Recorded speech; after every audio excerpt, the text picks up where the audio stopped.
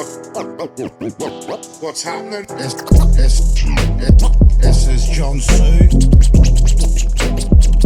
Just slabberin. What's happening? This is Jun Tzu. Just slabberin. Very special guest today. It's my fucking bro, Paddy McCorry. Pleasure to be here, bro. Pleasure to be Man, here. it's good to have you on, my bro. Yes, so I seen you. First I seen of you was it was a couple of weeks ago, and it was the flying knee, bro. In Cage Warriors. So you're a Cage Warriors fighter. Yeah. Middleweight.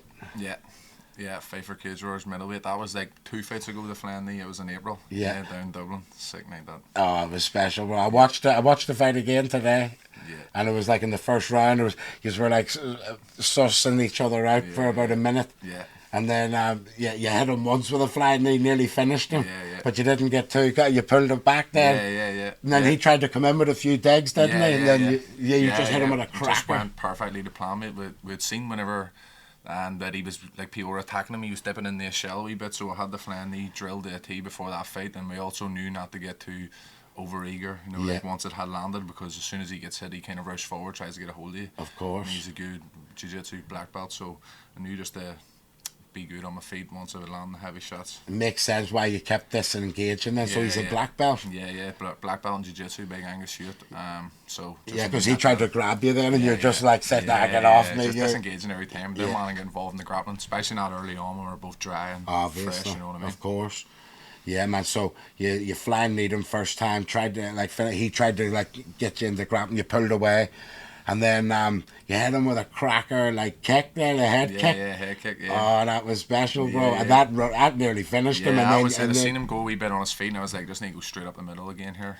That was perfect. Yeah, and then you finised it with a flying knee. And then you clapped him when he was down. Sick, bro. And then, as if that wasn't good enough, your celebration was iconic, bro. Because then he goes, as I said, just smoked him, bro. Smoked him. That was brilliant. Yeah, it was actually the second time I've done that. Like, I'm a second pro fight. It was just in the Daphne show, so there wasn't as much eyes on it. But I was fighting a good guy, Cathal then, and he's like a kickboxer, just took him down, strangled him, and then rolled a spliff after then. So I always told myself, if I ever caught someone clean with an knock it, I'd roll another one. Damn right, bro. Sick. Was that a Cage Warriors too in the Devonish? No, it was a Cage Conflict. Yes, I remember. Like a local promotion. Yes, I know Cage Conflict. So I was like the champion on Cage Conflict before I got the show from Cage Warriors. So that was like my last fight on Cage Conflict. Sick. So let's go back then, bro. So where are you from originally? So I'm from the Falls Road. Just the Springfield Road, just off the Falls Road, yep. So that's where I'm from, born and raised, lived there all my life. So Gee, shit. So that's where I recorded the Troubles as well, in the Springfield Road. Yes, you know, right Blackstaff Mill. Oh yeah, was it? Yeah, Blackstaff Mill up at the top floor. Yeah, that's where I would do my strength and conditioning sometimes with Mark Scott in there. But that's just down the street from me. I live right on the Peaceful. Yeah, do you, bro? Yeah, sick, bro. And then what was it like growing up then? When did you first get into fighting and all? Well, I tried to join a boxing gym down the road at when I was 7 or 8, Clonard, and Clonard Boxing Club when I was 7 or 8, and they were telling me that I was too young. So I then went up to a place in the White Rock called Corpus Christi with JP Delaney, and I had a couple of fights there, and then I left for a couple of years, got more into football, played football for a couple of years, played for Cliftonville and stuff. Yeah. So I played for football for a couple of years in my teenage years, and then when I was probably about 12 or 13, I'd say, then I started training in St John Bosco with John Conlon, Mick and Jamie's dad. So I trained in St John Bosco throughout my teenage years, while playing football at the same time, and was just boxing with them. And so then I trained in boxing and football till I was 14 or 15. Left for a year or two, wasn't really doing anything, and then I got into MMA. Yeah, bro. So you're a boxer at the original? Yeah, I was a boxer. I was a boxer at the start, and I was very lucky in who my boxing coach was, you know what I mean? John Conlon. Yeah. One of the best Irish boxing coaches ever, produced Jamie and Mick, you know what I mean? You'll not see a more complete boxer than Mick, and I think a lot of that is to do with his dad. Of course. Mick is a legend, bro. And Jamie, both of them are. And then I love what they've done with Conlon boxing as well. Big mate, sick, innit? Love to see it, love to see it. Yeah. Whenever I was a kid, Mick and Jamie were my heroes. So of course. You know what I mean? In my street, Mick would have always run about in my street, you know what I mean? His wee crew would have hung out in my street. street. Like, one of his good mates lived a couple of doors up from me, Darzo. So they'd all be just chilling outside Darzo's house every day, and everyone would all be getting up to no good, but Mick was always on his own thing, you know what I mean? You'd be going to school in the morning and see Mick out running by himself, and you're like, fuck me, he's on his own path here, you know what I mean? So I was always like paying attention to Mick, being like, fuck, I think that's what I want to do. I want to do my own thing. Like, I don't really want to go down the same road as everyone else, you know what I mean? Of course, you have to. Well, that's what it is. It's either you're going to blend in or you're going to stand out. Yeah, that's it. You Yeah, know? Mick was always leading the charge from I was a kid, like, so them two done a lot for me. Like, I was always looking up them and was like, that's fucking who I want to be when I'm older, you know Of what I mean? course. You know, Mick was a legend, bro. And then even I loved him as well. When I first got onto Mick Conlon and just thought, this guy is a fucking hero, was when he spoke out at the Olympics. Yeah, And it's all fucking corrupt. I don't care if I'm swearing on TV. I was thinking, this guy's just real as fuck. Yeah, he real as fuck. represented Belfast Yeah, there too. yeah, Like, 100%. So I boxed for the gym way before. No, like, even in the lead up to him winning or going to the Olympics, when he was winning like the World Championships and all, and he was always training in the gym, giving us headings and all, but but they're just two legends, Mick and Jamie. I can't say enough good things about them, you know what I mean? Nah, like, I of used to course. sell papers and all when I was a kid, and Mick would be up on a Wednesday night grabbing the paper for me and all, no, just being 100%. Like, Jamie too, like, there's stuff I didn't even notice they were doing for me back then, that now that I'm older, I'm like, fuck, they were probably looking out for me, you know? Like, when I had a wee handful of fights and I was still an amateur, I was a pup, like, Jamie was bringing me down the, do you know, Breen's gym? Yeah. He brought me down there to train with him and all, took me in, do a wee training session with him just to let, you know, like, me see what it was like and all. Jeez, just shit. fucking sick, mate. So back then was where the dream started, like. Of course. Nah, bro, what Jamie and I's done with the Conlon boxing, because he was doing it at the field and everything, wasn't he? He has the fight nights there. They run a night in the field too, and my pro debut was headlining the field, and then Jamie and all sponsor me, you know what I mean? So they've been backing me from day when was one. that? I was at, like, during COVID's 2021, so it was madness. Like, I went travelling, you know, like, went to Thailand and Australia just before COVID, and then as soon as we landed in Australia, COVID kicked in, the building sites and all were shut down, and we were over to do a bit of work, you know, like, on the building sites, so we ended up getting pushed back, but Australia was the worst place you bro, ever could have been during the lockdown. Yeah, we were going in the building sites and they were saying there might be like a total shutdown on Monday, so we were on talking to our landlord. We had the apartment all off, and he was basically like, well, yous are smoked if the work stops. So we had like a short wee time gap to get home, but I'm glad I did, because as soon as I came back home, start training through COVID, and then got an opportunity to headline the field. So the stars align, God's plan, bro, you know what I mean? Bro, Sick, jeez, shit.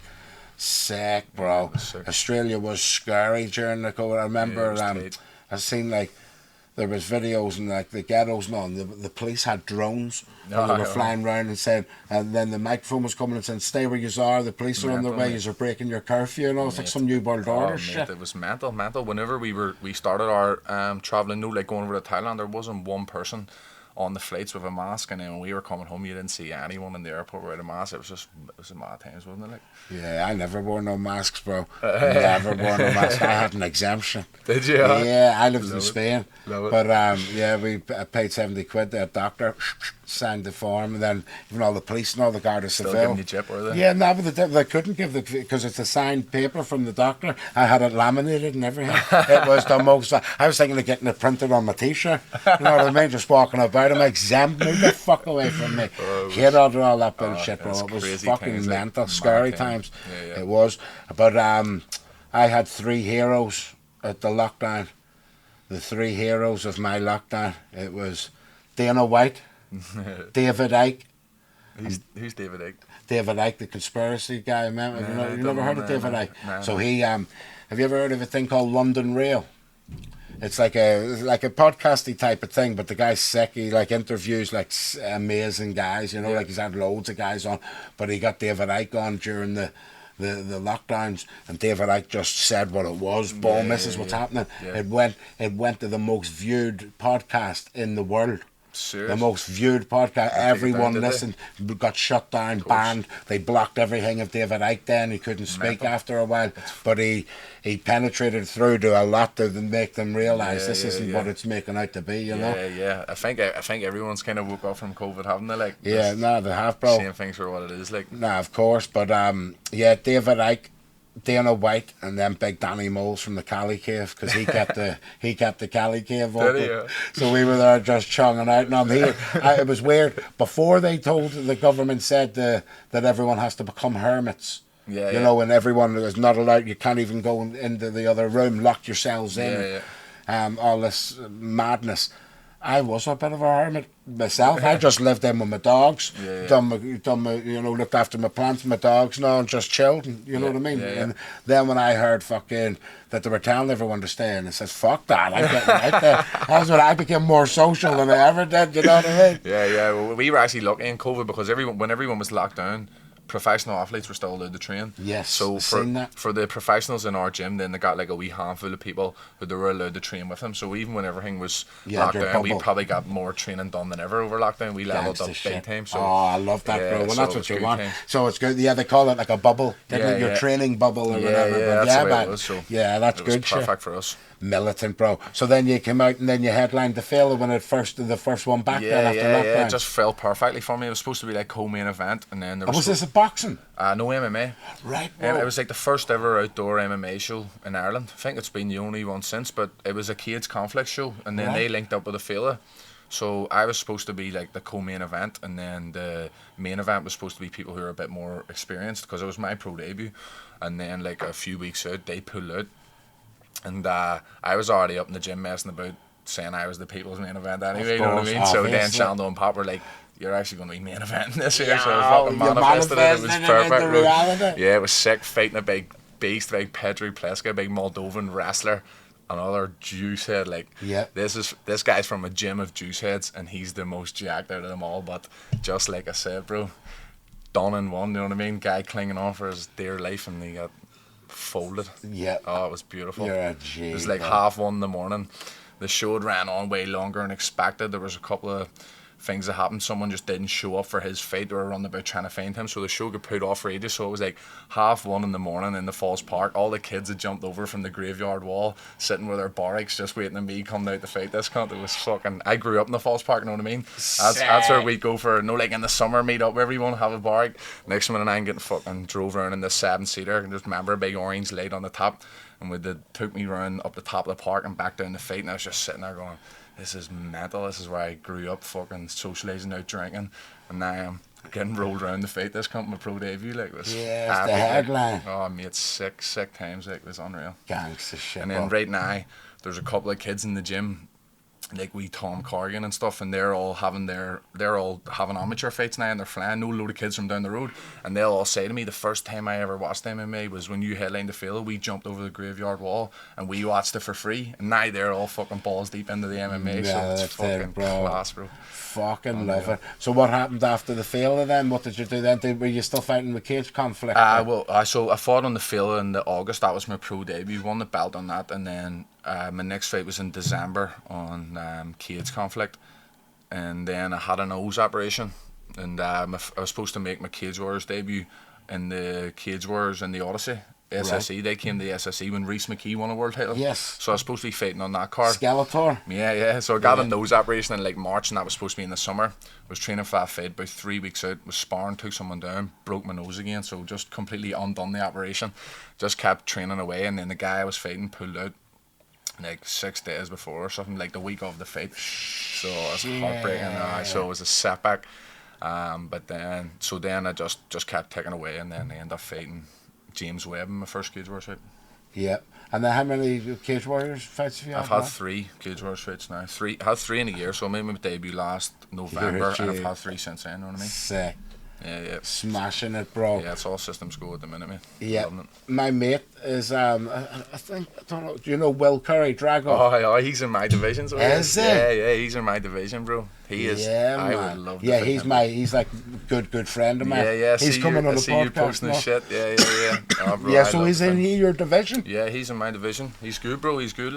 I rate him very highly out of like the whole division. Like, but I've no doubt that I'd smoke him. Like, Well, I mean, I would be mad for you to go, no, I think you'd beat me. You know what I mean? As a fighter, you have to say you're the best in the world. Yeah, I'm guessing you'd probably think in your mind you'd be able to take Sean Strickland. yeah, What do you absolutely, think? bro, 100%. How On old my are day, you? I'd do any of them. 25. 25. See, you're coming into your prime as well, bro. Yeah, it's sick, bro. But I just think I have a good style to fight. Will Curry. So hopefully that fight gets made next year. Will Curry, so like I met him in Spain and became my brother, my big brother Adam. We're like avid like UFC fans. We've watched UFC and all since we were like 6. Yeah. You know what I mean? Obsessed with it, bro. Yeah. And my brother met we met a few fighters in Spain. We were sat eating and all one time at a restaurant and talking about UFC. And this woman turned around behind us and says, "Oh, do you like the UFC? Do you know?" And we went, "Yeah, I love it." She goes, "Have you heard of Conor McGregor?" And we went, "Yeah." And she goes, "My son beat him." And I just knew who her son was then straight away. This was like before. So who's her son then? I just looked at her and went, "Joe Duffy." No fucking way. And she went, "Yeah." Serious? And she was a G. Many times I think she said that. Oh, of course. But she was actually son done it, man. and she's actually a legend in her Unreal. own right. Yeah. She's she was she a kickboxing champion or something. His mum, oh, she was a G. But me and Adam got photos and all with him, and we met Reza Madadi.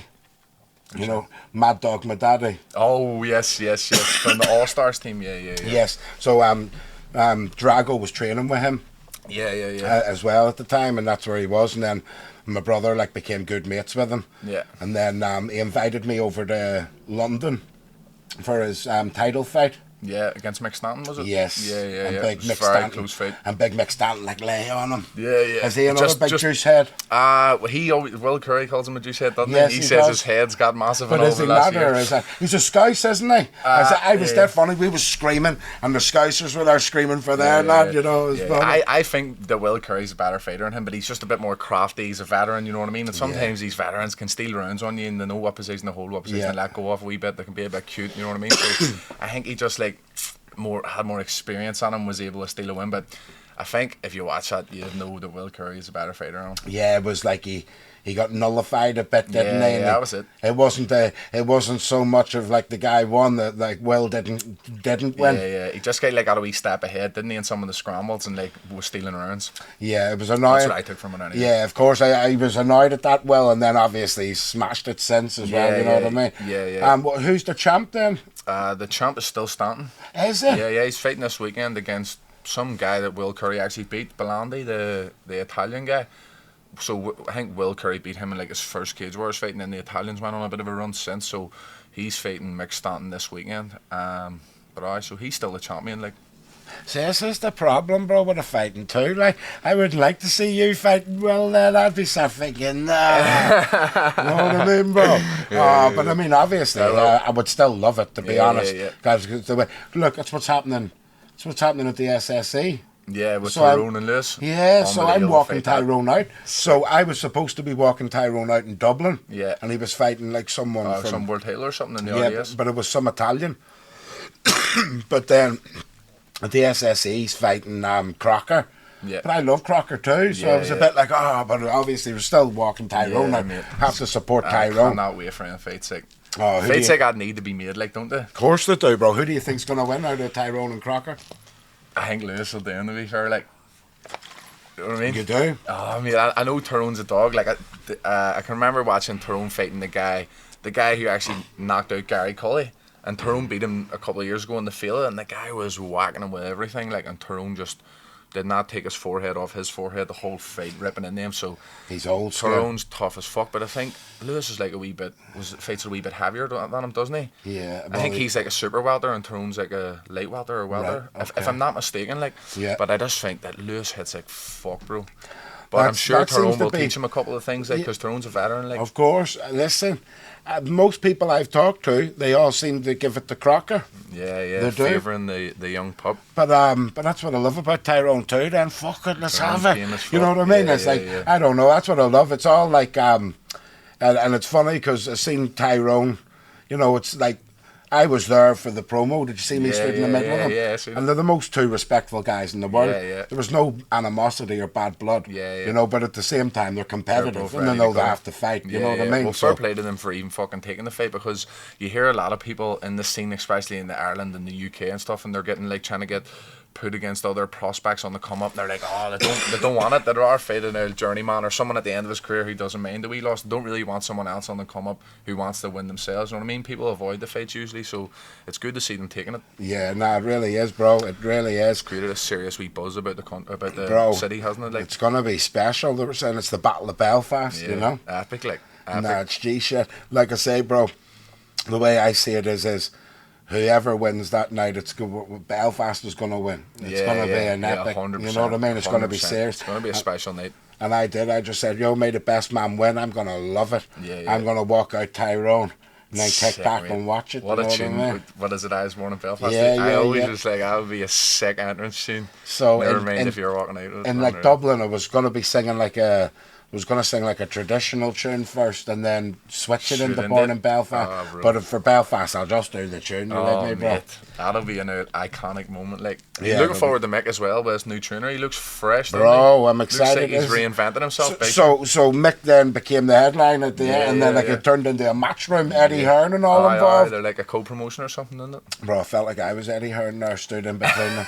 I'm telling you, that's Shouldn't thinking. everywhere from you can back on you. Yeah, it was funny. Unreal, bro. Love to see it. Nah, it's G shit, bro. Like I said, yeah, I'm supporting Versatile there on Friday Yeah, at the Telegraph. The Telegraph, and then the Epic, week bro. after, then I'm at the SSE with Tyrone. Fuck me, mate. Epic. Have the Yeah. city on lock. I don't know, but I think it's going to be one of the best boxing matches Mate, that Belfast has Mate, I ever haven't seen. felt the buzz about a boxing card like this in ages. Yeah. Like even the missus knows on, we need to be going to that card. Nah. Like all the mates and all, it would be like they wouldn't mind giving the boxing card a miss because they're more MMA, where they're all Yeah. choking to go for this one. Like, Oh, I can't wait Unreal. for it, bro. I can't wait. I don't know, though. I still think I feel like I have to support Tyrone, but I think he's going to do it, you know, too. Yeah. Because it's mate, like... I would be see no matter who wins. Like, I'm just happy that it's going to happen. Like, if Tyrone was able to pull it out against a fucking animal like Lewis, you'd have Lewis to. is you'd too have to G'd stand up. up and clack, like. Lewis is too G'd up. If he wins, this is what I mean. I have to support Tyrone because I was backing. It's the only reason I'm involved in it. Yeah. You know what I mean? Yeah, But yeah. at the same time, if Crocker wins, I'm not going to be devastated. Sure, Crocker's a G. And I love him. Like, I want to see them both succeed. So that's why I'm like, but it's going to be a win-win. Yeah, That's it's a why win I'm for not- the city no matter what. They're representing the city like Of course. big time. And if they both have a war and give a good account of themselves, there is no, I have Yeah, ultimate respect for the both of them. 100%, 100%. It is good, just two people from the same city, like on the world stage, you know what I mean? People across the world watching it, because I believe that we are cut from a different cloth, you know what I mean? Yeah. So see, having two of the finest in our wee city just clashing, like, it'll be perfect for everyone else to see Yeah. just how different everyone here is, like, you I know what I mean? know. Sure, you've seen it as well, like, when the country gets behind, like Frampton, I had him on, bro, and like, I remember watching his fights and all, even from Manchester, and the hype and the buzz. Yeah, the you Frampton know, fights were unbelievable, like. next level. Back he in the said. day, Martin Rogan as well. Can you remember Martin Rogan? Can you back in the day? Nah, big Marty Rogan. Oh, mate, fucking legend. None of you know Marty Rogan, nah.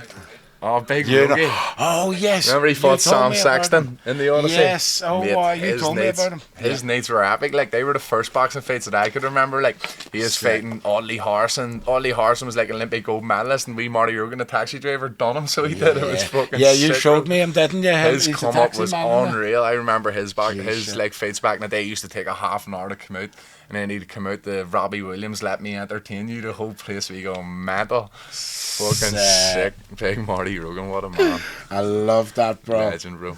Oh, no way are you in Will Curry's fucking weight division, bro? I think Will Curry's sniffing at the UFC, and He is, of course he if is. not the Dana White Contender Series, you know Yeah, what I mean? Because they he seem to be was. coming in and like taking people out who aren't the champions, but they have a lot of potential, and he seems like he ticks all the boxes. Yeah. For that, to be Yeah, fair. But all he needs to do is fucking beat Stanton again. Yeah, like yeah. that everyone knows he can do. Yeah. You with me? And that's it. Sure, but he surely deserves a title shot next. No, what do you think? I don't follow. Yeah, well, I don't follow the Cage Warriors as closely to Well, know. I would say he would deserve it. Like, of course, if he beat the guy who's fighting for it now, but I just think it's because he fought something so soon and it wasn't really like a fucking spectacular fight. Yeah. Do people really want to see it again? Exactly. Is there an appetite for it so soon? Yeah. So maybe both of them would need to go and have a couple of good wins for it to be like people for the bad again. You know what I mean? Of course. But he's definitely like championship caliber. As far as Cage Warriors goes, absolutely. Like, you know what I mean? Of course. Oh, I would love to say. I know he's been focused on getting in the UFC. Well, that is the stepping stone for UFC. Yeah, 100%. Usually, if you win the Cage Warriors World Title, you're guaranteed a shot in the UFC. But with that contender series now, they're coming in and like scooping people who aren't the champions. You know what I mean? Because I think they can get them for a wee bit less money if they're going through that or something. Yeah. So they're coming in and getting people who aren't the champions. I'll tell you this, bro. It's not, as McGregor rightfully shown the whole fucking world, it's not just about your fighting ability, it's about your charisma and your character. Yeah, absolutely. That's what 100%. Sean you through, bro, as well for me. Like I said, I just came up with my thing. Yeah. You know, when I see loads of interviews and all, MMA guys, I heard the Belfast accent, I thought, what? Next thing I heard you slagging off juice heads and saying, there's one place you can't put juice, that's in your fucking chin. I take it personal, no, I loved it, bro. I commented about this guy's a fucking legend. Yeah, and then then I watched your fight.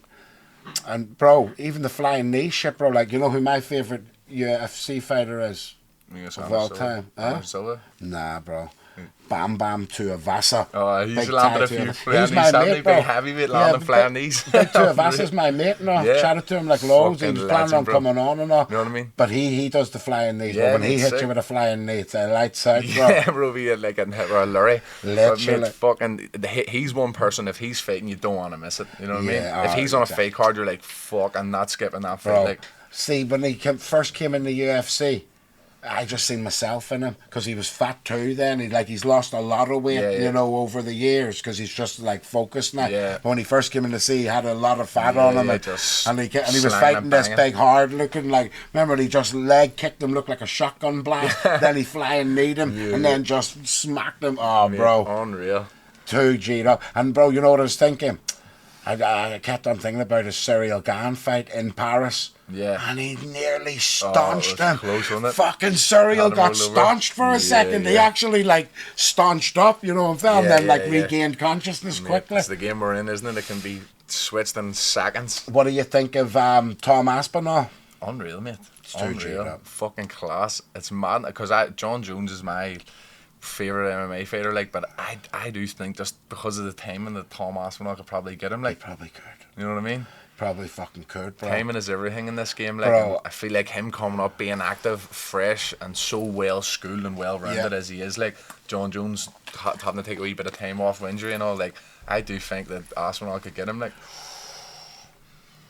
Bro, Aspinall's a G. Yeah. You know who he reminds me of as well? He's like, he looks like, if you shut your eyes now, he sounds like Peter Kay. He even looks a bit like him, you know, his face. Like you can imagine Peter Kay being his uncle or something. You definitely could. I love Tom Aspinall, bro. I think he's a G. And I like how, and he is a big humble fella. Yeah, and humble as and you know what I love about him too, bro? His dad's his corner man. Yeah, it's sick, isn't it? Unreal. I think his dad like left his job to just coach him and all, didn't he? Unreal. That's because Aspinall's boxing and his footwork is all unbelievable, and then you find out that he's fucking been doing jiu-jitsu from he's 10, 12 years of age. Well, that is what's scary. That's what most people say. He's a new breed of heavyweight because most heavyweights like are sloppy, or they would even say like a big Bam Bam, where he's like a big bruiser. Whereas Tom Aspinall, he's moving very he's very nifty. It's like that new generation of fighter now, isn't it? It's not like, are you a boxer or are you a wrestler? It's like, I've been doing MMA from I was 10. You're like, fuck, it's just different now. Like, there's some kids in the gym now are 18, 19, 20, and they've been doing MMA for 10 years, just straight MMA. Like, you're like, they're putting it together like nothing you'll ever see. No, it's scary, I know. like. I'm telling you, bro. Listen, this part of the world is producing some powerful talent. Mate, 100%. But the more you travel, the more you realise how fucking tough and how good everyone is here. Like, That's true. It's legit. Like, I'd say the UK and Ireland, you know, like, Bisping, did you see Bisping when Tom Aspinall won? Going mad, Bisping gave him a hug and all, and that made Aspinall start crying. Straight away. And I was thinking that's the first, and that's the most recent. Have you ever seen the Bisping documentary? Obviously, bro, it was the best documentary that the UFC had ever done. Mate, I think that's one of the best sport documentaries. Yeah, I've give ever me watched. goosebumps, bro. Oh, mate, I've watched that 10 times. Yeah, it is the most. It's you couldn't write it if it was a movie. If you made it as a movie, you'd say it's a lot of shit. That couldn't have happened. Yeah. Do you know what I mean? Every time he was smashing it, still undefeated on English soil to this day. He fought Anderson Silva, beat him in London. He was out and came back out for the next round, won the next round after being starched on the bell. And he done it all with one eye. Mental. Bro, since Henderson knocked his eye out, he didn't tell no one. Belfort, it was. He was juiced to the neck, and everyone fucking knew he was juiced to the neck as well. And he went to Brazil and fought him and got his eye fucking took out. This is what I mean. Fuck all them juice heads. It's just so accepted. Your coaches will come up and be like, "Oh, I'm fighting this guy. It's just a big juice head. It's just Brewster cross." You know what I mean? It's just accepted. 9 out of 10 people you're going to fight here are going to be juice heads, and that's just how it is. But then you see someone like Bisping getting his fucking eye taken out. I know. From a big juice head, from a fucking high kick. You know what I mean? I know, and in boxing as well, a lot of guys lose their life. Yeah, you know mate, it's crazy. Just repeated head trauma in boxing. Yeah. So fuck them all. I don't have any respect for any of the juice head cunts. Yeah, no, I know. So it was funny talking about Mick Conlon as well. I was doing the podcast with Mick, and I said to him, "What do you think of Tyson Fury?" Yeah. And he said I couldn't respect him because he took the steroids. I seen that there. I went back and was like, fuck, I seen that. And that is true. That isn't common knowledge, but it is true. He did test positive for taking steroids. It is mental, and he does have superhuman cardio, Fury, doesn't he? Even that time he got up after Wilder, you're like, fuck me, how can someone be out cold on their back, sleeping and then get up and be schooling people 20 seconds later? Of course. I always supported Tyson from the beginning. But again, though, if there is testing for steroids, it makes you question the whole thing as well. It makes you question their whole career, doesn't it? Yeah, because that is the thing I loved, bro. It was like McGregor when he came. First thing he said, steroids. I'd never have fucking. Obviously, the guy broke his legs. He broke his leg, so of course he's going to have to fucking take steroids. 100%. And it's a bit sad to see that, but it makes sense. Yeah, and I'd rather him take steroids to get his leg fully healed. Exactly, that's it. I always say that I have the same stance as well in regards to McGregor. If someone has kids and they're saying this might not join back together, you might not be able to walk the rest of your life, go and take whatever fucking medication and treatment you need to take. 100%. If you're 100% healthy and you're like, I'm just going to get juiced up here for an advantage, you're a piece of shit. Exactly. And McGregor was actually against that from the beginning. 100%. He was. That's who. They're all the fighters I love. The ones who always spoke out against it. Bisping and McGregor, Diaz as well. They're all on steroids. Yeah. 100%. But people like that are fucking juice heads' worst nightmare. You know what I mean? Yeah. If you know someone's a juice head and you don't give a fuck and you're going to go at them, they're like, oh fuck. Of course. You know what I mean? Exactly. Juice heads' worst nightmare. Yeah, because you see, Nick Diaz. He got fucking suspended for 5 years, mate. Weed. 5 years for smoking weed. And they made it they made it legal within then. Crazy, and then they'll catch someone on the juice now and they'll give him fucking a year, 18 months. It's crazy. And Nick would have been in his prime as well when they done that. Stole his prime from him. They really guy'll never be the same again. I'm sure that eats away at him. Did you watch the Robbie Lawler fight? Him and Robbie Lawler. Yeah, it was weird. Mad. It was dead hurtful or something. It was sad to see. It was sad. And then sometimes he pulled out the odd combination where you're like, oh fuck, there's the old dog back. You know what I mean? Then he was going back on the back foot, all tired again. Yeah. But it was sad to see. It's sad to even think that he has to come back. He would have had to come back for money and all. See, before and he was saying he has to do it and all. It was sad watching the interviews and all, in the lead up to that fight. What did you think of? What do you think of Israel Adesanya? He's lethal, mate. He's the man. He's the man on the feet. If you can study his game, you'll learn a lot from him. Yeah. But Sean Strickland just seemed to be his kryptonite, didn't he? Yeah, I love Sean Strickland. A guy just staying in his face the whole time. Sean Strickland him, didn't he? Is too G'd up, bro, out of his head. I don't know. He's dead funny, bro, because he's quite real. He's a G. He is just staunch, isn't he, bro? Yeah. And he wasn't having none of that bullshit. And I love the way he called his ear. He goes, listen, there's no way a guy with painted nails is beating me. That's it, yeah. I love that. He was on him the whole time before, wasn't he? Yeah, that's the thing about Izzy, bro. The weird thing is, I got forced to sort of like him because, when he first came out, I always said, no, he's going to lose. He's going to lose him. Yeah. He's going to get exposed. I wanted him to as well. Yeah. And then especially when he was doing all this, the anime shit. Yeah, I don't yeah. like anime. Yeah. So I was like, fuck Yeah, away he from me. seems with like a all bit. that. He seems a bit sketchy as a person. Like, Yeah, but he his does. fight with like Gastelum and all that's legendary shit. Like, Bro, again, seeing I 5 remember round thinking wars, Gastelum was going to do him. Yeah. You know, and he was the one that hurt him. He touched him, didn't he? Fuck out. Yeah, he definitely had him hurt, like, but that was sick on him. The 5th round, people were saying it could be 2 each and all, was all the take, like, and then he went and pulled it out of the bag, so that was fucking sick, like. Every time he you know, I was a big Bulkowicz then, and he just clapped him up, didn't he? Remember, he went up a weight then, tried to become a two-weight champ. Aye. Big Jan. Yeah, Big Jan. He He was too clapped big him for up. him. I actually thought that Paulo Costa was going to give him a nightmare as well. I just thought that he was just big, strong, and he seemed schooled enough on the feet, but Yeah, it just seemed like Borrachini- Izzy's footwork just fucking Yeah. scrambled him, like. Yeah, that's what was so amazing about Sean. Sean was like the American, like Bisping. They didn't think they didn't think it was ever going to happen. Yeah. You know what I mean? Yeah, And he was- especially after he got knocked out by Pereira, I thought that was going to be him. Like, like in terms of being in the top 5 and going for a title, like. But that's different because Pereira is a different kettle of fucking fish. Sick, bro. My man's different, bro. Yeah, styles make fights. That's the thing with MMA. Like, you know what I mean? It's like this guy can beat him, and he can beat him, but he can beat him. You know, like there could be 3 people. Yeah, You know MMA what I mean? maths doesn't No, add up. mate, it doesn't add up at all. Like, of course it doesn't. But Pereira is just a fucking beast. Even in moving up the late heavyweight now and taking out top contenders in there. Like, Bro. the guy, I don't even think he's had 10 MMA fights. No, yet. he's It's a fucking two-weight. mental. He's not a top contender. Two-weight world champion. He's a fucking two-weight world Mental, champ. It's crazy. Like you can't even say he's fluking it with his striking now.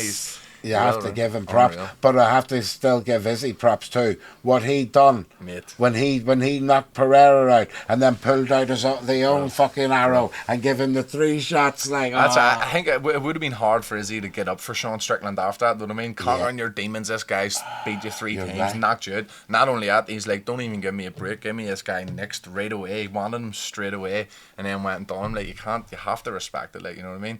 That is like the pinnacle of sport, you know, like being back, just getting knocked out, getting another crack on him, and then knocking him out cold. Like, I don't think you could get up for.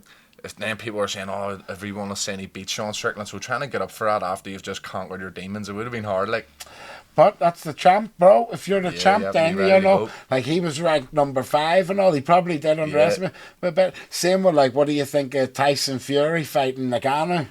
Did you it's watch the it? same. Like, I thought he was going to school Ngannou. Like, I didn't. madness. Did you not? No, and did you not see? I posted up in my story just before the fight. I said I really, really hope Francis shocks the world tonight, Yeah. and I did believe he could because I've followed Francis, like, you know, from when he got into the UFC, Yeah. and I watched all his interviews and all, and he said, when I was an wanted the box. he goes, when I came here and I was homeless in the streets, I'm like, I just wanted the box. I was focused. I didn't even know what MMA was. Right away, Fury came out for a few jabs and he slipped them without, you know, like really overexerting himself. He just slipped them just off the centre line perfectly, and I was like, yo, fuck, what's this big guy that? can move his head here. Yeah. Oh, fuck, what a fight. Frampton was the official commentator for it. Yeah. Frampton was our commentating, and he said, I can't believe what I'm seeing here. Mental. Yeah, Crazy. I would love to see him fighting Deontay Wilder. Like, you see PFL are talking about having them 2 fight under like a mixed rule set. Yeah. Can you imagine them 2 in MMA gloves? Fucking hell.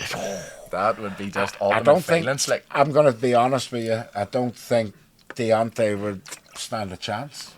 yeah, I think you go for him. I just think Nagano would steamroll him. Yeah. Nagano would pretty much steamroll anybody in 4-ounce Crazy. gloves. Oh, yeah. So, like, remember when he knocked Tyson down as well? And then you have to remember, if it was a mixed rule set, like, if I knock you down, I'm allowed to he's game done. over. Yeah, he's done. Like Tyson, that's what Completely Nagano done as well. Remember when he crawled, like, he chased over to us and said that you're lucky as this in He's MMA. away so- for his teeth then. But I think if Deontay Wilder came out and hit him with a big right hand that didn't really do anything to him, like, he would probably fold after. Like, Yeah. because Francis is just a big unit, isn't he? And not only is he a big unit, bro, I think he would take Deontay's digs. Yeah, That's how G'd yeah, up he is. 100%. I I think so genuinely think he would just take it and, Yeah. like, you know, it would rock him and he would just come back then. Yeah, how hard Stipe? Fucking Stipe going in and beating Ngannou, like. No, Stipe done. I believe Stipe done it exactly like what was supposed to happen. Because at the time, Stipe was gonna, Nagano was gonna become the first African champ wasn't he, at the time? Yeah.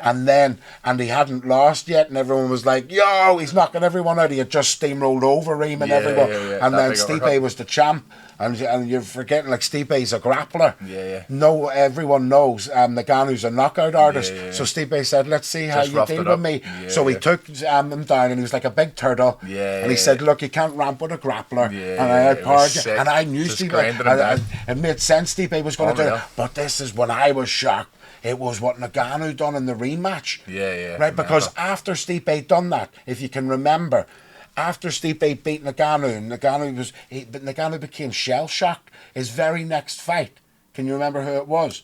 Ngannou's next fight after the first Stipe fight was Derek Lewis. Yeah. And Derek Lewis versus Ngannou, which everyone thought was going to be the Black Beast versus Ngannou, thought it was going to be the best fight ever. It was one of the most boring UFC fights in history. Just lay on top of him or something? No, did he? they didn't do anything. They threw like 2 punches the whole fight. Yeah. For 3 rounds, they went like... and then just walked around and went like that. And Well, I honestly, can't even remember that fight, so it must have been boring as fuck. no, I mean, they actually said it was the most boring.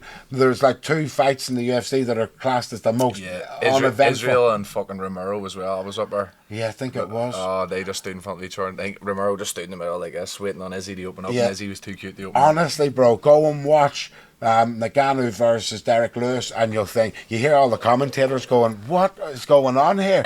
It turned out Derek Lewis said he had a bad back or something, and he said he's not engaging to get knocked clean out by Ngannou. Yeah. And Ngannou was shell-shocked From the fight. from Stipe, and he knew that Derek Lewis has the potential to take him down and smash him too. Yeah. So none of them done anything. But then I thought, Ngannou was all hype, nice shell-shocked, but no, he wasn't. He started to steamroll everyone again, and he was obviously working on his grappling, because then when it came back to fight Stipe the second time, I thought to myself, I don't care, Ngannou, if you've spent every second of every day trying to grapple, you're not going to be able to match what Stipe's done. Yeah. But no, Stipe tried to take him down, and Ngannou defended it, turned around, and I couldn't believe it. Oh, mate. That's when I thought, I'm never underestimating Ngannou ever again. Even when it comes to boxing, Tyson mate. Fury, I'm not underestimating him, because he knows. Unreal. I love Stipe because he just looks like a very hard dad, doesn't he? Oh, he's funny. He doesn't look like there's anything to him. Like if he walked in the shop, you wouldn't look twice on him, Of and then he's course. just sitting there across from Ngannou, going at him. I love Stipe like that. I love Stipe. You can't be watching the heavyweights. If you shut your eyes and listen to him talking, it's Peter Griffin. It is though, isn't it? It is, bro. Yeah. You know what I mean, guys? It's like, you know, hey, I love him, bro, Fuck Stipe. me. Unreal. He's a fireman, isn't he? He's too G'd up, bro. Legend. He's still a fireman. Aye. Still. Imagine that, bro. Imagine Stipe saving you from a fire. You know what I mean, bro? You're in safe hands. Hey, he's too G'd up, bro. But I think he's older now. Like, I don't think. Like, I know. I think he should retire. Like, that's why I fully agree with Aspinall. He says, listen, John Jones is injured. So him and Stipe going. He says, me and Stipe roll, or Stipe back off then, and I'll fight someone else for the undisputed. 100%. I do think that John Jones and Stipe should probably just retire, like, because I do think that Aspinall will probably beat the both of them just because of pure timing, like, you know what I mean? Yeah. If they're both in their prime, I'd be like, fuck, it's a tough ask for Aspinall, but just right now, I think he could do them, like. Hold on, though. You're forgetting. Yeah. You're forgetting, though.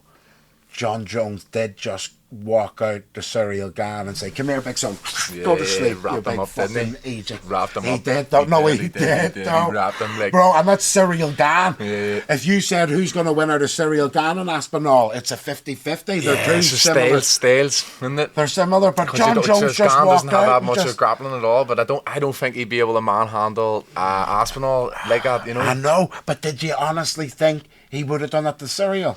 No, I definitely didn't think it was going to be that easy, to be fair. It was but like... it kind of looked like Gane just froze when he got a hold of him, didn't he? Literally. But again, you're forgetting, Aspinall does look up to Jones. Yeah. It could play a part in it. He could just think, I'm fighting the greatest ever here. Am I going to be the one to beat him? Oh, listen, you're not supposed to think that. You're just about, you know, he could give him too much respect, maybe. Oh, it's interesting. I don't know. Anyone fighting John Jones, you want to watch it, like, you know what I mean? Yeah. I remember thinking Bam Bam was going to be the one to fight him, because Bam Bam was so close. Yeah. All Bam Bam had to do was staunch Cyril Gane.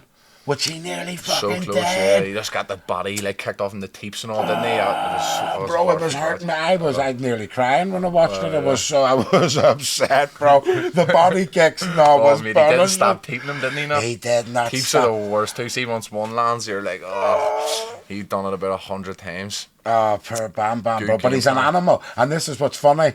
Everyone just loved him. Yeah. Win or lose, Bam Bam's a winner. Yeah, he brings he's it, he's mate. undefeated. He brings it. Yeah, he's 100%. undefeated, Bam Bam. You know Yeah, what that's I the mean? thing with MMA and the UFC. Like, if you show up to fight and you go at people, go out in your shield, like, you're always going to get respect. Whereas you see some boxers going in and losing fights by a round or two, and people completely write them off. You know what I mean? Yeah, They're just like, they see how much shit that Shakur Stevenson's getting for his last fight there. Yeah. It was like at the weekend, I think he went into it injured or something, that it wasn't an exciting fight, and everyone's just he's a hype train and all this. But that's why I give Mick Conlan absolute props as well. Yeah. Because he's not letting his losses define yeah, him. He love thinks, it. fuck that, I'll crack a number, or I'll put yeah. on a show for the people. Yeah. He seems like he's completely reinvented himself under that new coach as well. His feet and all, he's got his feet underneath him and all. Again, it looks unbelievable. Yeah, Mick's the man. man, mate. Mick has to win a couple of world titles, like, you know what I mean? Of Has course. to. Nah, he will. I think he will. Listen, I think so too. he just cracks on, that's all it is, bro. It's determination, isn't it? Yeah, as well? 100%. But even Mick, 2 losses after the last one, everyone, he's going to retire now, You know what I mean? It's that's why I crazy the was way dead proud of boxing is. Mayweather got everyone just all caught up in the zero, you know what I mean? Yes, but that's what I don't like about boxing. Bro, I'm not going to lie to you. Look, I grew up watching boxing. I got this when I was 6 and watched boxing my whole life.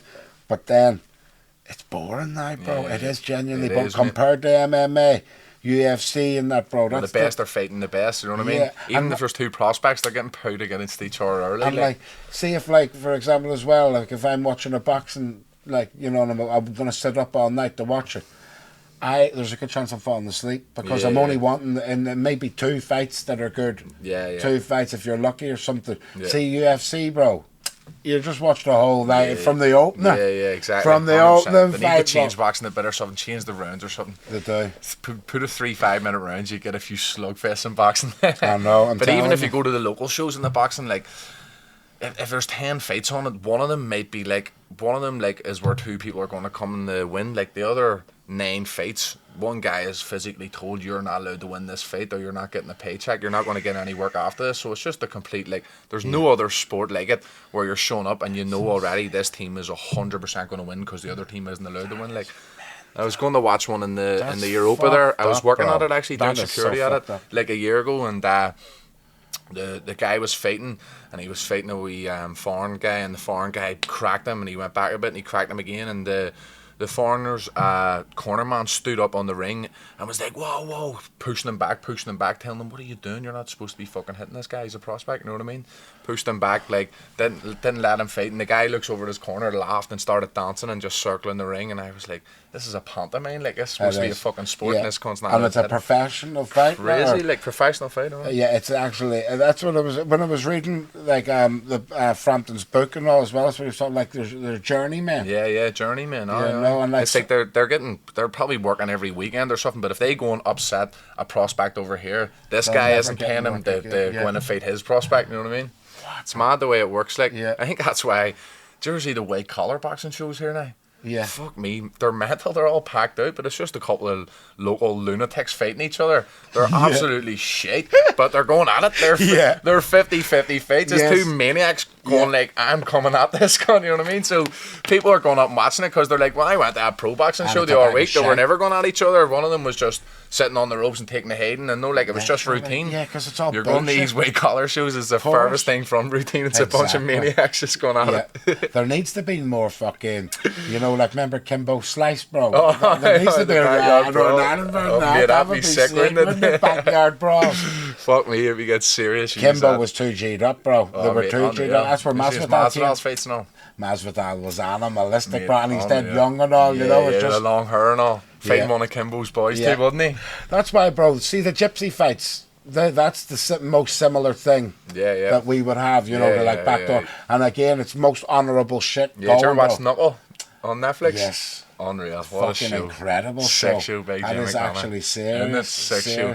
Sick, but I don't know why someone hasn't exploited it over here. Like, you know what I mean? Put it on the YouTube, like the bare knuckle fights are.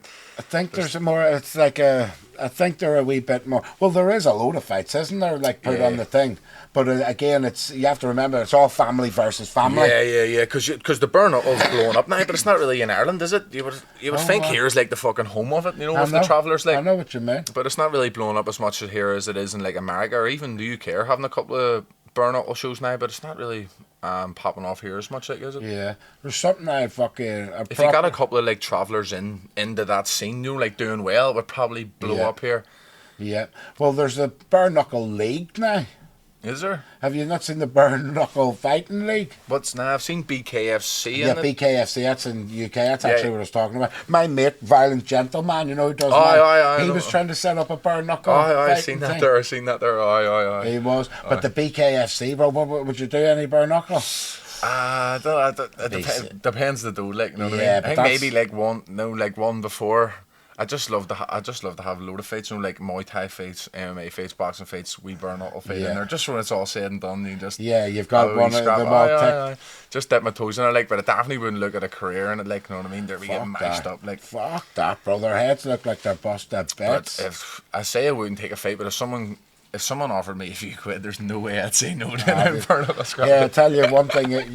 What would you do if you got into the UFC and then Dana White says to you, listen, forget the UFC here, I want you in the power slap? Nah, fuck that there. Bro, no chance. It's not a weird, that's fucked up, the power slap. Like. That is weird. Do you know what's that funny about it too? It's like the complete opposite to a fight. A fight is, I'm going to hit you and you're not going to hit me. I'm not going to let you hit me. That's actually what it is. The art of not getting hit.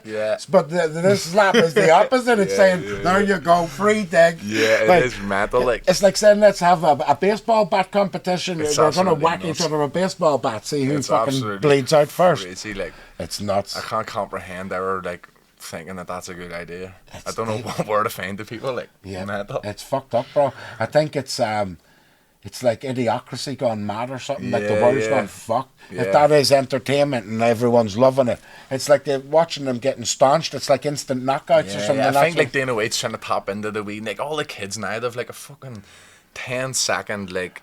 They can only focus attention span. They can only focus on something for 5-10 seconds. They're on the next video. We're getting so much information in a matter of seconds now. Their attention span's also small. Like, to watch a 15-minute fight is they're like, geez, it's so long. So just I'll stand here and take a big slap them if you watch that to the whole thing. It's really, bro. It's fucking frightening. Oh, it's crazy. Dana's mad pushing it to you. But I love Dana, bro. I don't mind it. I can give him that.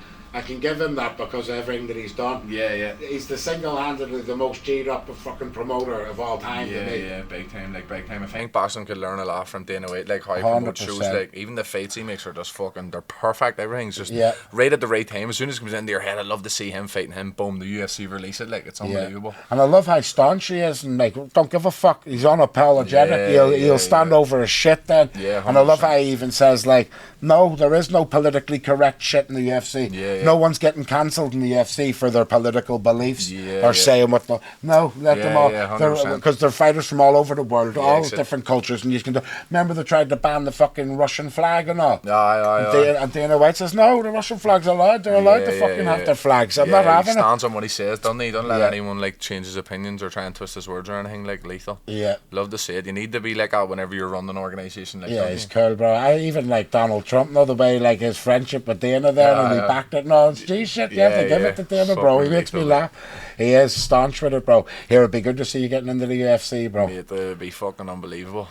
And like you're on your path, bro. You're on a trajectory. Yeah, mate, big time. Everything's like the ducks are in line for me next year. Like it's all down for me now. Like I signed with Graham Boylan there, you know, like the Cage Warriors president. Right.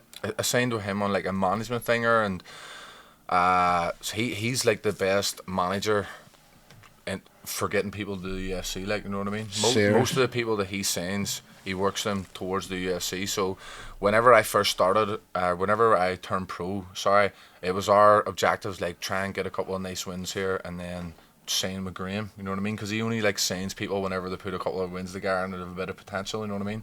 So after my last fight, he gave me a shout on like the Monday, so I signed with him. So hopefully next year, just go on a tour here and make my way towards it, like, you know what I mean? If I'm not going to go for that Cage Warriors belt, then something like that, then a weight contender series would be perfect, you know what I mean? And it's not like That would be epic. It's sick, mate. It's not too far away either, because at middleweight, you know, like flyweights and middleweights, like and up middleweight, light heavyweight, there's not as much people in the weight classes as there is at like featherweight, lightweight, welterweights. They're all packed weight classes, you know what I mean? Like Paul has been UFC ready for probably fucking 2 years now. I know. But he would go into the top 10 and give them people hell, like 100%. But it's just such a stacked division, you know what I mean? There's just so much people at that weight, where it's not really like that at my weight, to be fair. So it's like if you go on a bit of a run, and you're a middleweight, like you can get picked up, you know what I mean? So bro, I can see it happening for you. I'm telling you, because even though you're just the character and all, and speaking out, just speak out in your interviews too. Yeah, just trying to be yourself, bro. You know what I mean? Authenticity, like. Yeah, and just don't give a fuck, bro, as well, like you say, because that's what they like in the UFC too. 100%. They like that,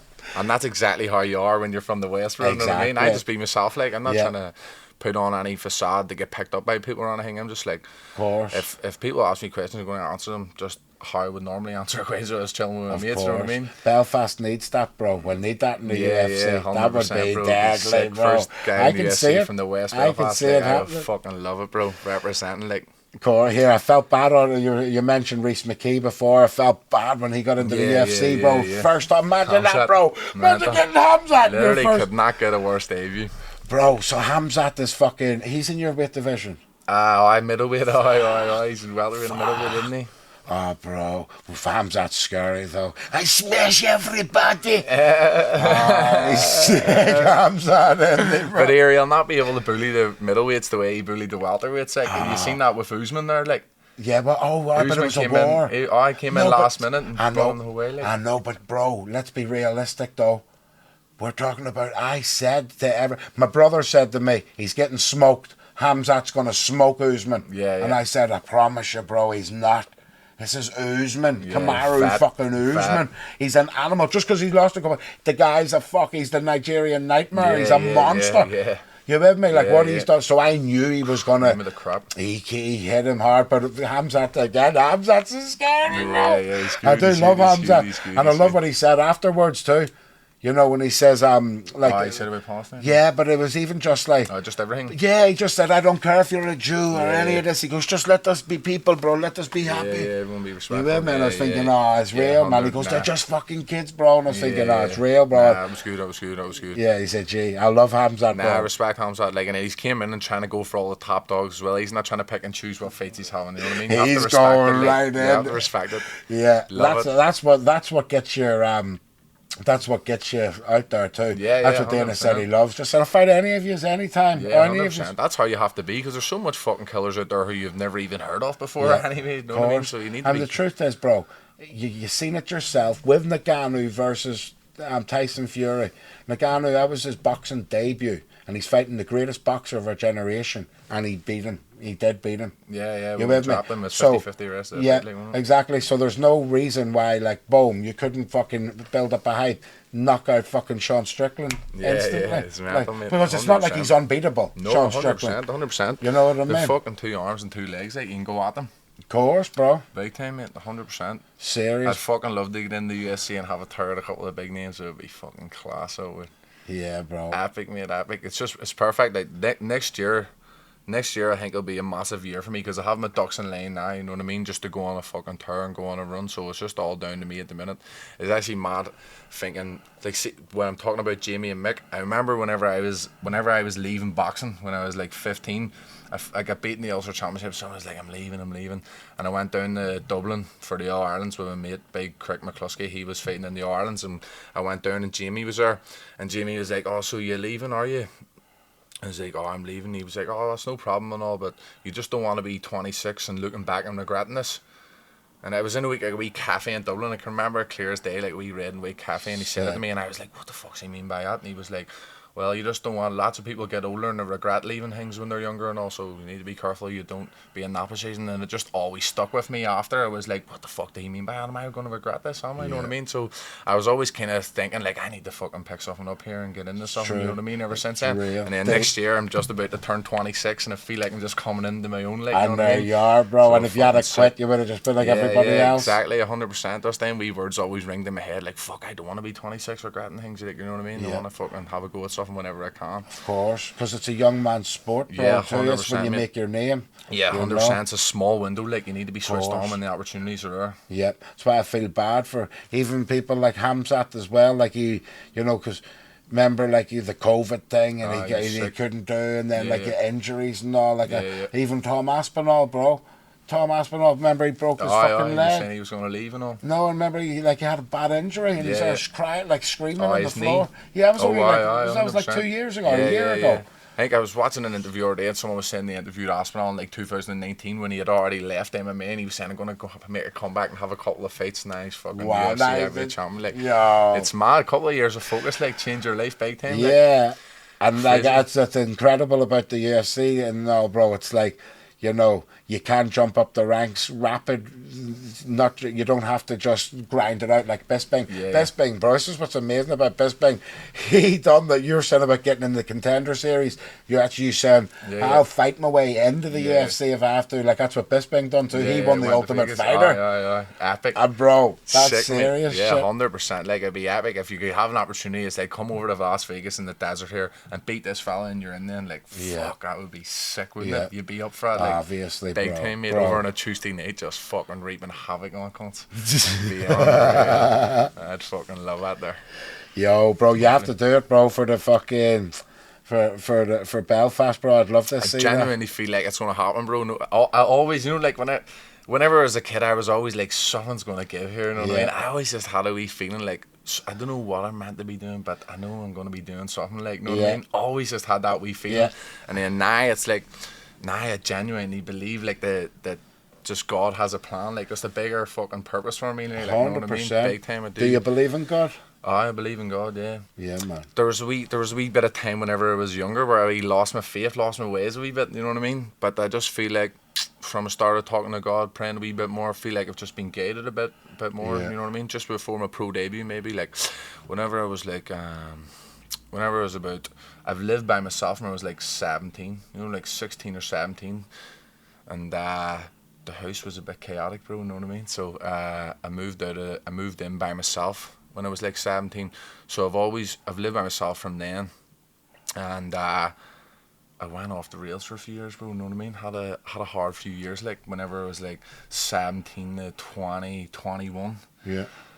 And I was like, that's when I was like, I don't believe in God, no, it's just fucking, I was just up, just down the wrong path, bro, you know what I mean? But then, life just humbles you, doesn't it? You know what I mean? Life humbles you, been through a bit of shit, through some hard times, just started praying, you know what I mean? Just asking for a bit of guidance, like, and then just felt like ever since then my life has been guided, you know what I mean? I know exactly just some wee sayings, some wee things that have happened, like, that just can't be by chance. I believe that I've been guided, like, you know what I mean? Just even in my pro debut, like in the lead up to that, just certain things happened and fell into place perfectly that I just don't believe it was chance. I just believe that it was the fucking higher power, you know what I mean? 100%. So from I've started praying and just asking for guidance, I just feel like I've been guided on this path, and then now here I am. I feel like my ducks are in line and it's all down to me now, you know what I mean? So Gee, shit, bro. I feel like I'm on the right path, and feel like next year will be a good year for me, so 100%. I'm looking forward to it, mate. Bro, I believe in you, bro. I feel it. It's just, see the thing you were saying about prayer. I've witnessed the power of that, even just recently, even with my wee daughter and all. Like, we're like stressing and all, and there's anxiety and all, and she's like, you know, growing up. See, when I said just pray and all, and we'll pray. It's like, and I said, like, there's like a serenity. Or like it comes over you like a peace. You know, but you sort of give it to God. When you give it to God, then it's like there is a peace and there's a calmness. 100%. And then you don't be getting things too quick. You get them when you're ready for them as well. You know what I mean? It's not like you pray for something and it's a quick fix. You wake up tomorrow and it's there. It's like sometimes at the start, and I was praying and I was praying and I was like, it almost felt like I started struggling more at the start. But I was telling myself, this is a test. This is like to see if you're ready for what you're praying for, to see if you really want what you're praying for. You know what I mean? I don't know why I felt like that at that time. Yeah. I could have been like, fuck, I'm praying and things are still going against me here. I'm still getting the rough end of the stick. But at that time, I was just convinced that this is a test to see if you really want what you're asking for here. I don't know why I felt like that. But so I was always just chugging through. And then I just believed that I've been fucking helped by the grace of God. Like, I see, like, even in my pro debut, if I look back, see that guy that I was fighting at that time in my life, I probably didn't have any, like, I probably shouldn't even have been in there. But that guy, big, strong cunt. My first fight at middleweight, all my amateur career was a welterweight. Went up, fought one of the biggest middleweights. His fight before that was at heavyweight. He's cutting down the middleweight jack. Real good wrestler. I'm a boxer. You know what I mean? Yeah.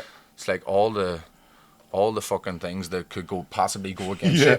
This guy's wrestling me on the cage and boom, landed a wee shot in tight and he rolled over and I'm just like, fuck me, I don't know what the fuck I was at done that like, but it didn't it was just like it was just meant to be, bro, you know what I mean? So whenever I was up on the cage after that, I was just so overwhelmed. I was like, it just felt like a real turning point in my life, you know what I mean? Because I always felt like I was meant for great things, but it's like, well, what have you done to prove it? But then once I headlined the fella, was able to carry that pressure, finish that guy on top of that cage, I was like, I knew I was meant to be here. I knew I was meant for better things. You know what I mean?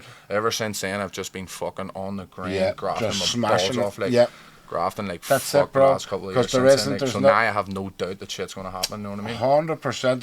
There's no replacement for just sheer hard work and determination. That's it, mate. 100%. Just try and put things out there that you want, pray for them, work hard as fuck. Like, it's a recipe for success. And when you pray as well, bro, just like what I know I do, rather than like me praying for things too, I always think like, I don't know, I just always like thank him for everything. Gratitude, because if I knew that I was going to die tomorrow, I'd pray to God and I would thank him for everything that's happened. I'm thankful for this experience, the good and the bad, all the bad things, all the good. Even as a you'd say all the losses, all the wins, everything. Thank you for the experiences. That's it, 100%. You know what I mean? I always say struggle breeds success. Like, so I'm always grateful for everything, and I'm grateful for the hard times too, because like I look back and be like, oh, I went through a wee rough patch when I was in my teenage years, but I'm like, nah, I'm a fucking animal because of them times, you know what I mean? Like that wee period really fucking made me who I am, you know what I mean? And they are like, that's why I just feel like I'm built different now. Like I just feel like I can take more, I feel like I can go for longer.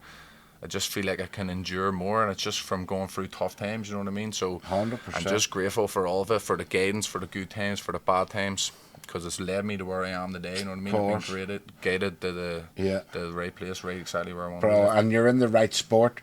You're in the right sport, bro, as well. I know 100%. Boxing was where you came from, but MMA is the future, bro, and it is the real deal. 100%. It was just perfect for me as well, because whenever I was a kid, you're doing this sport, you're doing that sport, you're jumping into the sports like mad, but I probably still have that attitude now. But if I get bored of Muay Thai, I'll go and wrestle for a couple of months. If I get bored of wrestling, I'll go and be heavy in jiu-jitsu for a few months. You know what I mean? You can just keep rotating around the discipline. So MMA was just perfect for me. You go to boxing, and although John Conlon had a different style of coaching, like you could be coached by him all day and you would never get bored. But then he had like international duties when he was on the Irish team and all. So other than being coached by him, it's just 1-2 left hook, 1-2 left hook, 1-2 left hook. You drill it into the ground. It's just time and repetition of boxing. So you could be bored very easily. Whereas MMA, you're just constantly learning new things. It's just always evolving, like in every aspect. So MMA was very easy for me just to stay focused on, because you're always learning. You know what I mean? Always on to show up. Like that's what I love about UFC and like MMA in general. It's like there's no your loss doesn't mean shit if you lose. You know what I mean? Consecutive losses, okay, there's a pattern emerging, but you lose against a high-ranking guy, crack on. You know what I mean, bro? You can become champ within no time. Oh, 100%. You know what I mean? It's sick, bro. But I'd lost my Cage Wars, my first fight on Cage Wars. I lost that, and I felt like I fucking got more opportunities from losing that fight than anything, you know what I mean? Because I went in late notice, had a whack at the fella, like, so people respect it, like. Sure, we remember Sean O'Malley. Yeah. And he fought the fucking the green haired guy. Aye. See, I still remember it now. Yeah, the green haired guy was getting busted bits. Yeah, missed. He was an animal. Yeah, he didn't would stop. he would not stop. Oh, Bro, yeah. everyone loved that green haired guy. Like, he's like, 100%. Jay. Like, I remember that fight. Sean O'Malley was sick at me, wasn't he? Hey, Sean O'Malley's sick, bro. Yeah, I love his Sean. hands are lovely. He's a champ now too, isn't he? Yeah, He deserves it, bro. unbelievable, Best 100%. champ going. He's funny. He makes me laugh like he is funny as funny, fuck. isn't he? Unbelievable. So who's your favourite UFC fighter of all time? It's hard to look past McGregor, like, you know what I mean? But see, whenever McGregor was like the first I was ever exposed to MMA, I would never have paid attention to MMA. Like, Right, whenever okay. we boxed, Joe Clark was like a guy, and he trained in our boxing club, and he was like a MMA fighter. So he was all I knew about MMA. That there's some guy in the boxing gym that does MMA. Yeah. And then I remember whenever McGregor was in the press conference, and he was saying, "I'm gonna have to tell the dole to fuck off," you know, all that. Mick's dad was talking about the interview, and they were saying like fucking John was saying, "Oh, did you see your wee fella from Dublin in the press conference and all? He was funny." And I was like, "No, I haven't seen him." So then I went on and watched the McGregor interviews, and I was like, "Who is this guy?" So then I would have just watched McGregor fights. I wouldn't even have watched any RUFs. As soon as the gravity chair, I was like, "Fucking turn this off." You know what I mean? I never really had any respect for the grappling arts. Like, so I was just watching McGregor's rise and him on the come up, taking a lot of inspiration from that. But like in terms of watching style, John Jones is the man. But as you say, like, you know what I mean, John Jones on the juice as well. So it's hard to put him as my like favorite fighter ever. But if I could replicate my like anyone's style and make it mine, it would be John Jones. Like, just nasty, vicious, long. Yeah, he's too G'd up. Oh, mate, sick. Too G'd up. Who's your best or your favorite MMA fighter ever? Bam Bam, is it? I love Bam Bam, bro. Bam Bam, because I see myself in him and all too, and he's like animalistic. I love that. But I mean, you know, I loved. Tell you who I loved as well. Who was gangster, bro. Lee Murray. Lee Murray, still locked up, isn't he? Too G'd up, bro. He's sick. Gangster, though. Sick. He fought Anderson Silva back in the day, didn't he? And he knocked out Tito Ortiz. Yeah, I heard that there, like in an alleyway or something. Yeah, he's still locked up. Do you know about Lee Murray? No he way. was he done the biggest robbery in the UK or something. Biggest robbery in the UK, but he's a UFC fighter. Animalistic, bro. They only like got back a certain like a wee bit of it, didn't they? They do as well. Yeah, he's too Sick story, I love Lee Murray, bro. Lee Murray. Who else? I love Big Tank Abbott. Yes, remember Big Tank you watched Abbott? it back in the day. I always watched it. I watched it from, bro, when I was like 6 or 7, and we loved Bloodsport. Remember Van Damme? Yeah. Me and my brother were watching that and on fighting and on. My big sister, she was going out with a fella, and he said, "Do you like Bloodsport?" And he said, "Yeah." He goes, "I've got a real life Bloodsport on videotape. It's called UFC." No way. He goes, "I'll give it to you," and he gave us the videotape. It was UFC 2. Fuck. And like there was You've watched the rise of that was us. Yeah, that was us, I wouldn't even bro. have been into it back then. Yeah, we watched it all. Later. I fell out with it then. I stopped watching it when we were cracking on. Then, you know, in Manchester, my brother didn't. He consistently watched, and he watched Cage Warriors. Then he moved to Spain. I was there chilling. Adam rings me and says, "I'm sending you a link. There's a Cage Warriors fight tonight. I need you to watch it. There's an Irish guy on it, and he's about to win his 2nd title, and he's gonna be insane. He's gonna go to the UFC after this." Crazy, and that was it's unheard of, like. That was McGregor, and then that was the end of it. You know, Crazy, like, it's absolutely mental. The much people now who are like from Ireland on the brink of the UFC, but back then it was unheard of. Yeah, like, of course it was. In the UFC, and then the run that he went on, I don't think anyone will ever do it like him again. To be honest. Like, completely inspired like the whole nation at that point, didn't he? Like, listen, if you want something, go out there, fucking work hard for it, manifest it, you'll get it. Every cunt was skipping to work on a Monday morning, ready to go after his fights. Bro, and then remember, like, when he was going for the second one, then he was going for Eddie Alvarez. Mental. And Trump and all was, trying to be the president and all. He had already cussed Trump, and then he was there like that. Now McGregor, he goes, "I don't give a fuck about none of this politics. No, fuck all that." Bro, I loved it. I thought this guy knows, like he resonated. Oh, but you know, it was. He takes not getting the fuck to a whole new level. Yeah, doesn't no, he? he did, bro. He did, and like you said, Don, you know, once he reached that level as fame, and like, done the proper 12 deal and became a billionaire or whatever he is, like driving around in Ferrari yachts and Lamborghini yachts and everything, like, you know why I had to still respect him? Because he still went out and fought. And then even when he lost as well, he still wants to fight. He said, "I'll fight till I die." You have to fighter, like. You have to take your hat off. He's a competitor as well. As soon as you seen anyone getting a wee bit of momentum or something, he's like, "I'll fucking fight him." He's straight on, isn't he?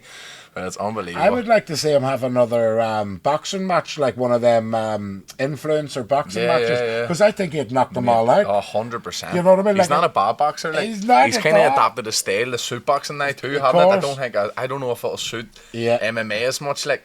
Yeah, I know what you're saying, bro. I think he should knock out fucking Tommy Fury or something like that. You know what I mean? Like, something like that would be sick. He's fucking jacked. Because he definitely would knock Tommy Fury clean out the game. Yeah, if he didn't, I don't know what's going on. No, really. 100%. Do you know what I mean? Huh? Oh, I Big John. I Big John Fury. Oh, I said, because I said the Frampton and all. I love John Fury, but when I seen the way he talked to you, I was disgusted. I said, you put it on him a wee bit, didn't he? Yeah, but I didn't like it. I said, he's a 2-weight fucking world champion. You don't be talking to him like that. Nah, 100%. You know 100%. What I mean? But nah, I think McGregor would do Tommy Fury. Like, fuck, Tommy Fury's terrible, to be honest. I know, bro. I know. My wee Emily fancies him. She's like, Tommy Fury's going to win. And I says, no, he's not. Remember he was fighting Jake Paul. I says, I bet you a tenner and all Jake Paul flattens him. Because I like Jake Paul. I think he's actually quite funny. It was close, wasn't it? It was close, bro. It was. But what do you think of them like influencer fights and all? Well, they're right. Like, if they're bringing more eyes, I don't think it's like.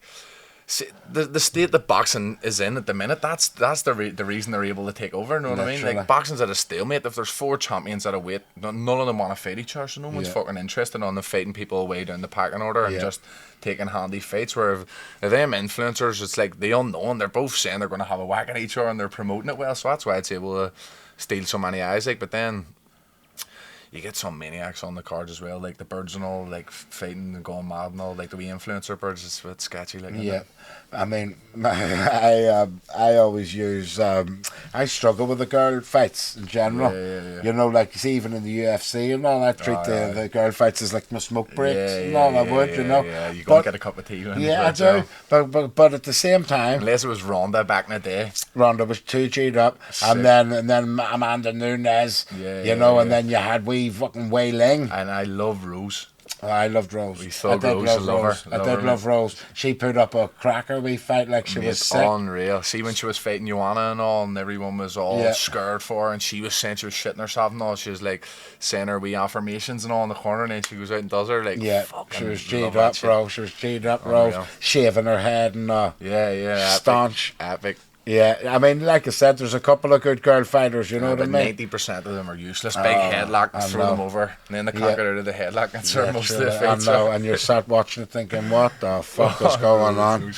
Literally. Right, we could talk for ages, my bro, but I think you're going to absolutely smash it, my bro. You're too fucking cheated. Thanks very much. Big shout out to all the sponsors. Budbury. Big shout out to Budbury. DJ K. The LeGras as well, talking about the Condom Boys. Yes, and Buzz Lightyear, the legend, the stablemate as well, Hotbox Studios, LDG Films, all the lads. God bless, folks. Peace See you soon. What's happening? This is Jun Tzu. Just Slabberin. I told you.